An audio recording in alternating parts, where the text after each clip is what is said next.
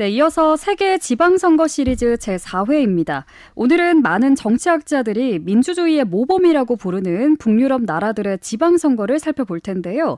스웨덴과 덴마크, 핀란드, 노르웨이 이 네 나라는 지방선거 투표율이 70% 이상을 기록할 만큼 시민 참여가 활발하다고 합니다.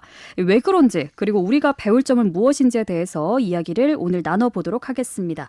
도움 말씀에 강원도 선거관리위원회 사무처장님 모시겠습니다. 어서 오세요.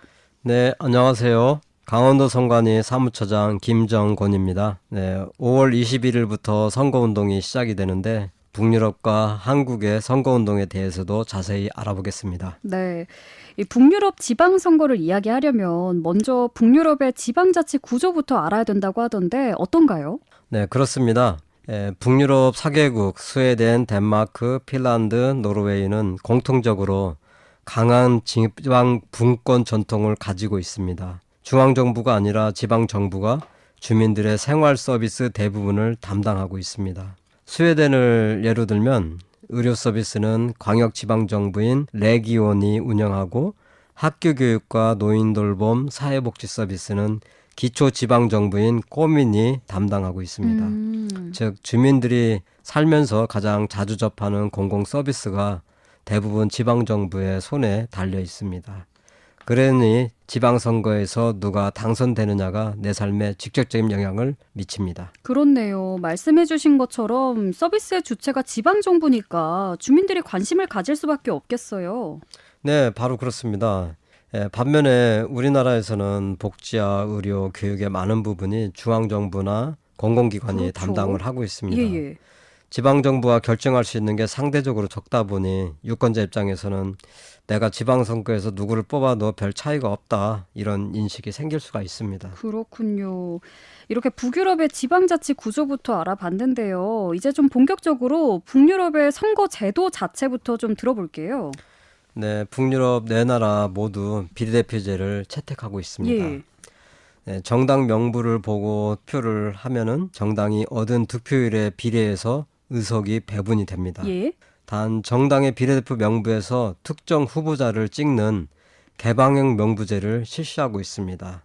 유권자들은 투표소에서 지지하는 정당의 비례대표 명부를 골라서 기표소에 들어가 지지하는 후보에게 기표를 합니다.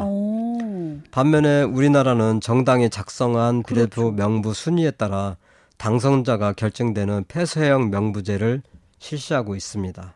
스웨덴을 구체적으로 살펴보면 전국을 여러 권역으로 나누고 권역별로 비례대표 의석을 배정하고 있습니다. 예. 의원 정수는 이제 고정되어 있대 득표와 의석 비례성을 높이기 위한 보정 의석 제도도 운영하고 있습니다.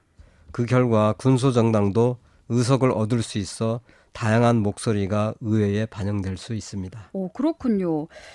이 북유럽의 네 나라 그리고 우리나라도 모두 비례대표제를 채택하고 있는데 이 개방형 명부제 그리고 폐쇄형 명부제인 점에서 좀 차이가 있는 것 같습니다. 이 비례대표제 덕분에 여성 의원과 청년 의원의 비율도 높다고요. 네, 그렇습니다. 스웨덴 그 여성 의원 비율은 약 44%에 달합니다. 예. 덴마크와 핀란드 지방의회 여성 의원 비율도 40% 전후입니다.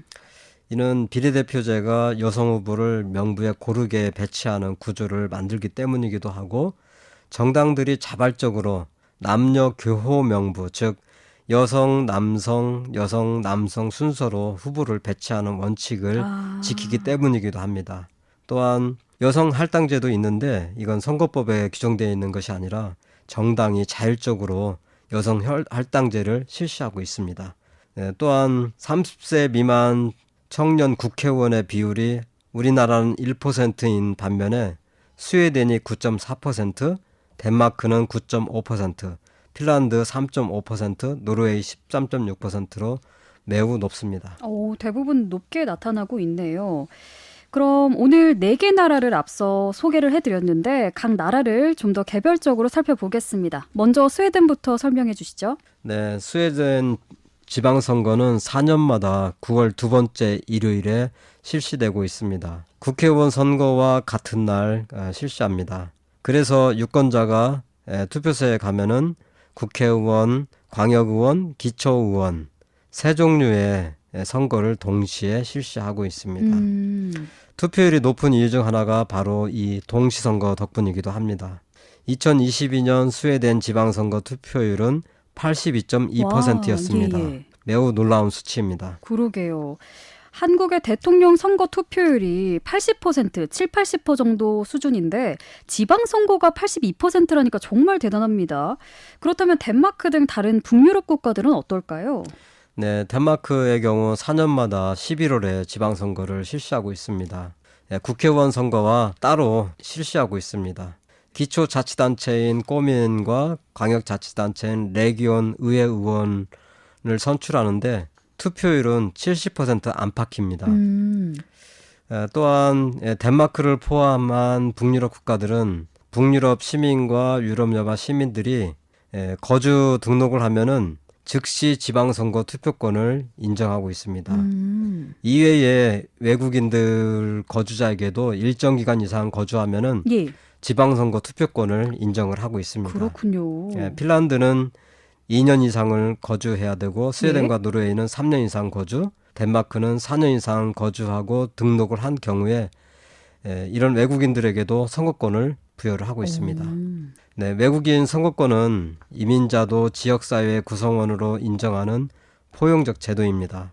우리나라도 영주권 취득 후 3년이 지난 외국인에게 지방선거 투표권을 부여하고 있습니다. 저출산과 고령화로 결혼 이민자와 이주 노동자가 증가하고 있는 한국의 상황에서 필요성은 더욱더 늘어나고 있습니다. 예.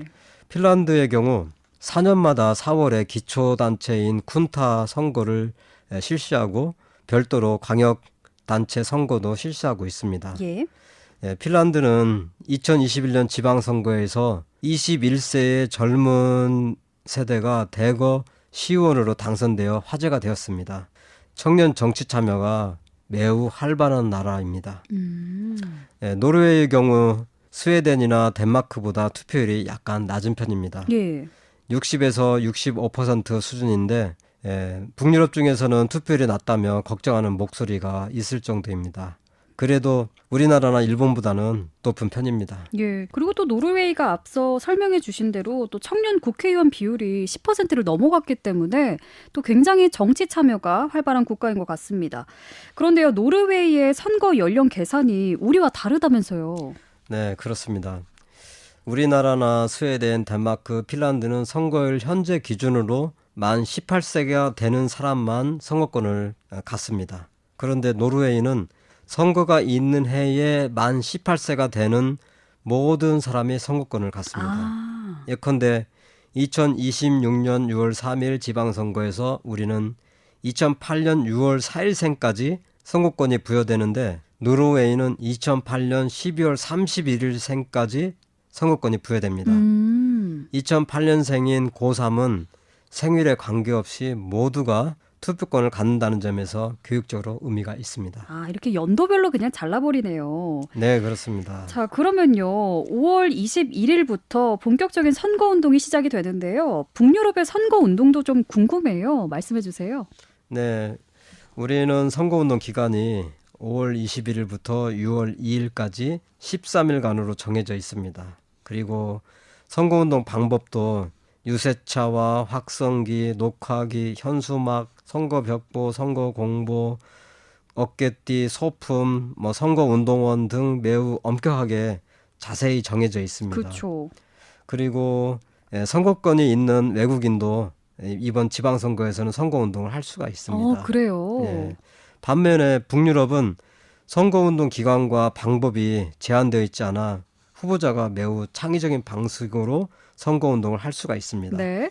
유세차의 소음은 거의 찾아볼 수 없고 후보가 자전거를 타고 다니거나 광장에 작은 천막을 치고 유권자에게 커피나 핫도그를 나눠주며 1대1 토론을 벌이는 모습이 일상적입니다. 네. 네, 선거를 축제이자 대화의 장으로 인식하는 경향이 강합니다. 그런데요. 재밌겠습니다. 또 북유럽 국가도 선거를 축제이자 또 대화의 장으로 인식하는 경우가 많다고 하는데요. 이런 북유럽의 선거운동 방법 중에 우리가 좀 배울 만한 제도가 있으면 말씀해 주세요. 네, 북유럽의 선거운동 중 가장 부러운 점은 학교 내 선거운동입니다. 학교 내.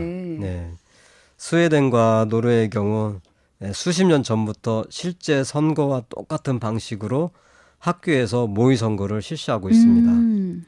정당의 청년 조직들이 학교에 와서 유세하고 학생들은 실제 정당의 정책을 비교해 투표를 합니다. 이 결과가 실제 선거 결과의 전조 현상으로 분석될 만큼 사회적 비중이 큽니다.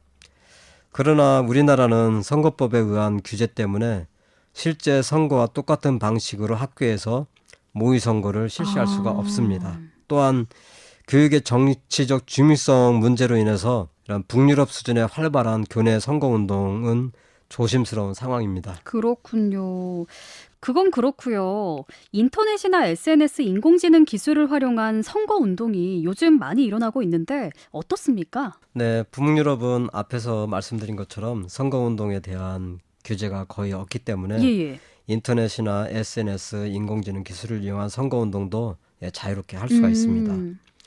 한국에서도 공무원이나 18세 미만인자, 외국인 등 선거운동을 할 수 없는 사람을 제외하고는 언제든지 문자 메시지, 인터넷, 카카오톡, 유튜브, 페이스북, X 등 SNS를 이용해서 선거운동을 할 수 있습니다. 예. 그리고 인공지능 기술을 이용한 선거운동은 선거일 전 91일까지는 인공지능 기술을 이용하여 제작하였다는 표시를 하면은 가능하지만 예.